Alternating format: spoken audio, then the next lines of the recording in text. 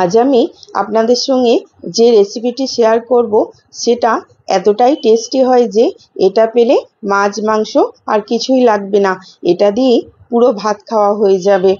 আমার বাড়ির সকলের তো খুব একটা ফেভারিট রেসিপি এটা, আর এটা আমি খুব কম তেল মশলা দিয়ে বানাবো। আশা করি আপনাদেরও খুব পছন্দ হবে রেসিপিটি, তাই পুরো রেসিপিটি দেখার জন্য অনুরোধ রইল। শীত হোক বা গ্রীষ্ম, সিজনের সবজি তো একই, কিন্তু সেই একঘেয়ে সবজি দিয়ে মাঝে মাঝে একটু অন্য কিছু বানালে কিন্তু বেশ খেতে ভালো লাগে। এই সবজিটা বানানোর জন্য এখানে আমি নিয়েছি দুটো কাঁচা কলা। তো কাঁচা কলাটা প্রথমে আমি একটু ভালো করে খোসা ছাড়িয়ে নেব।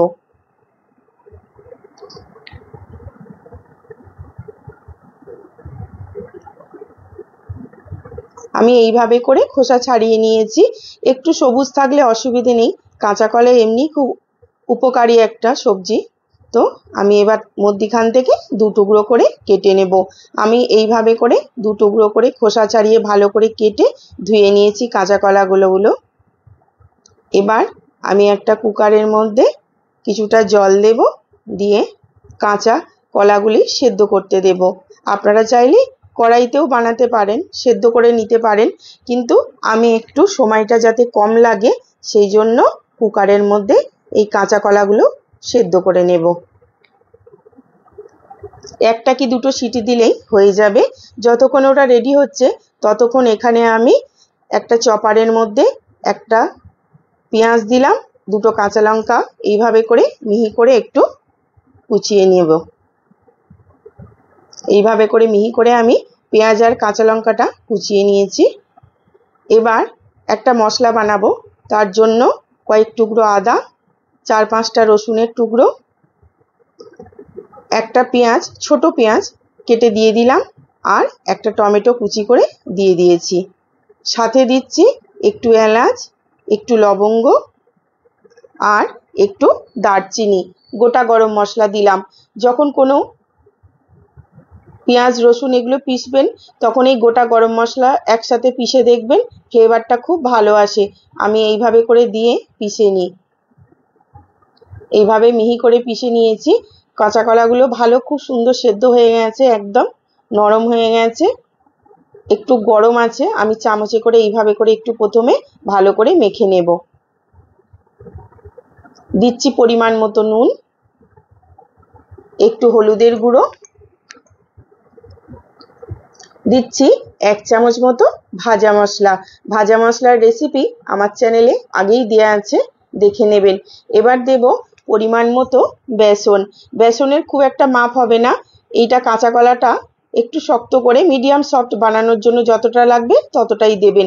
এবার যে পেঁয়াজ আর কাঁচা লঙ্কাটা আমি মিহি করে কুচিয়েছিলাম সেটাও এর মধ্যে দিয়ে দিলাম।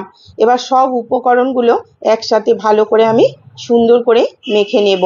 পেঁয়াজের কুচি, কাঁচা লঙ্কা, কাঁচা কলা সেদ্ধ, বেসন, নুন আর মশলা দিয়ে খুব সুন্দর করে আমি এভাবে করে একটু মেখে নেব।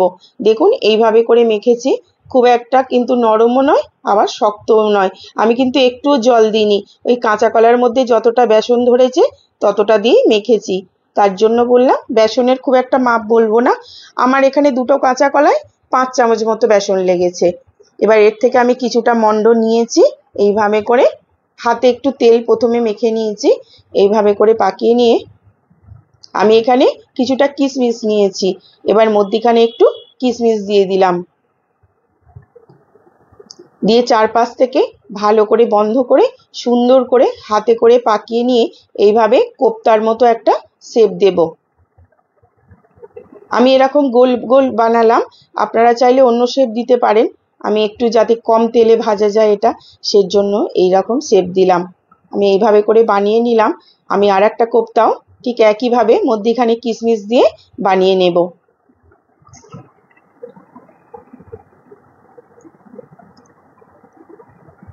বাস, আমার আর একটা কোপ্তাও রেডি। এইভাবে করে আমি সব কটা কোপ্তা প্রথমে বানিয়ে নেব। দেখুন দুটো কাঁচা কলা দিয়ে কতগুলো কোপ্তা রেডি হয়েছে, বানিয়ে নিলাম। আমি এখানে কড়াইয়ে অল্প মতো সর্ষের তেল গরম করেছি। আমি খুব একটা তেল দিইনি, অল্প তেল দিয়েছি। তার জন্য আমি একসাথে অনেকগুলো কোপ্তা দিয়ে দেব না, তাহলে কোপ্তাগুলো ভালো করে ভাজা যাবে না। আর ভেঙে যাবে। আমি 4টে করে দিয়ে প্রথমে ভেজে নেব। একটু ধীরে ধীরে ভাজতে হবে আর আঁচটা একটু মিডিয়াম করে রাখতে হবে যাতে কোপ্তাগুলো পুড়ে না যায়। পুড়ে গেলে আবার এর টেস্ট খারাপ হয়ে যাবে।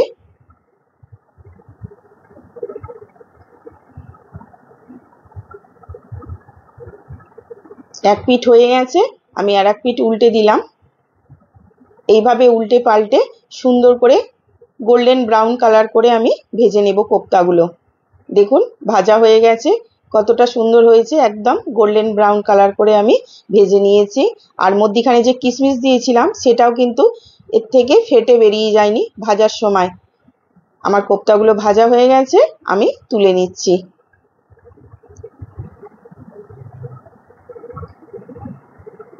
এইভাবে করে আমি বাকি কোপ্তাগুলোও একইভাবে ভেজে নেব। আমার সব কটা কোপ্তা ভেজে রেডি। এবার ওই তেলের মধ্যেই আমি আর একটুও তেল দেব না, ওই একটুখানি তেলের মধ্যে আমি বলেছি খুব অল্প তেল দিয়েই বানাবো, কিন্তু টেস্ট খুব সুন্দর হবে। ওই তেলের মধ্যে 2টো তেজপাতা দিয়ে দিলাম, দিচ্ছি 2টো ছোট এলাচ, 2টো লবঙ্গ আর একটুখানি দারচিনি, গোটা গরম মশলা আর তেজপাতা ফোড়নে দিলাম।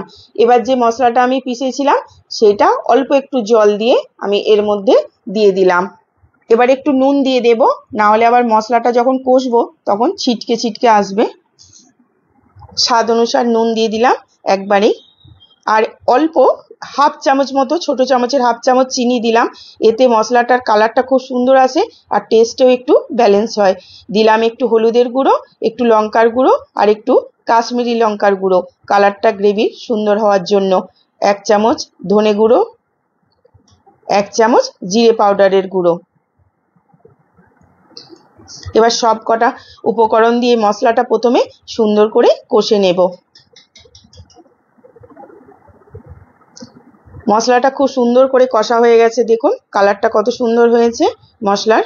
এবার এর মধ্যে আমি পরিমাণ মতো জল দিয়ে দিচ্ছি। বাস গ্রেভিটা ফুটে গেছে, আমি এবার কোপ্তাগুলো এর মধ্যে দিয়ে দেব এক এক করে।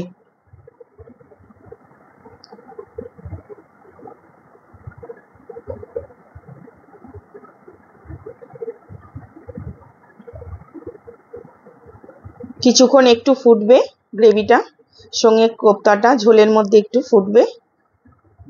দেখুন ভালো করে ফুটে গেছে এটা খুব সুন্দর হয়ে। এই গ্রেভিটা খুব একটা শুকনো করে দেব না, কারণ এই কোপ্তাটা ঠান্ডা হলে একটু গ্রেভিটা আবার কমে যাবে। এবার এর মধ্যে আমি অল্প একটুখানি গরম মশলার গুঁড়ো দিলাম। যেহেতু মশলাটা পেশার সময় আমি গোটা গরম মশলা দিয়েছিলাম, তাই এখন খুব অল্প একটু গুঁড়ো গরম মশলার দিলাম। একটু নাড়াচাড়া করে বাস একটু ফুটিয়ে নিয়ে গ্যাসটা বন্ধ করে দেব। দেখুন আমার গরম গরম কাঁচা কলার কোপ্তা কিন্তু একদম রেডি। কতটা সুন্দর লাগছে দেখুন, ভালো লাগছে না? আর এর গ্রেভিটা কিন্তু এতটাই রাখতে হবে, আর ঠান্ডা হলে আবার একটুখানি ঘন হয়ে যাবে।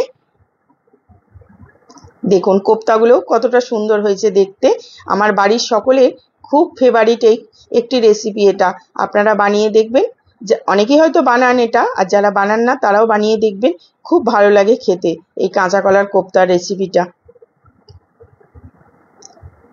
দেখুন কতটা নরম হয়েছে কোপ্তাগুলো, আমি দেখাচ্ছি কেটে চামচে করে। দেখুন কতটা সুন্দর নরম সফট হয়েছে এই কাঁচা কলার কোপ্তাগুলি। চামচে করে খুব সহজেই কেটে গেল।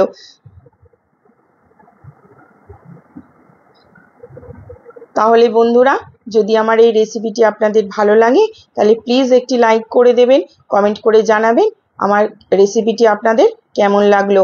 আর আমার চ্যানেলটিকে প্লিজ সাবস্ক্রাইব করবেন, যারা ফেসবুক থেকে দেখছেন তারা ফলো করবেন। সকলে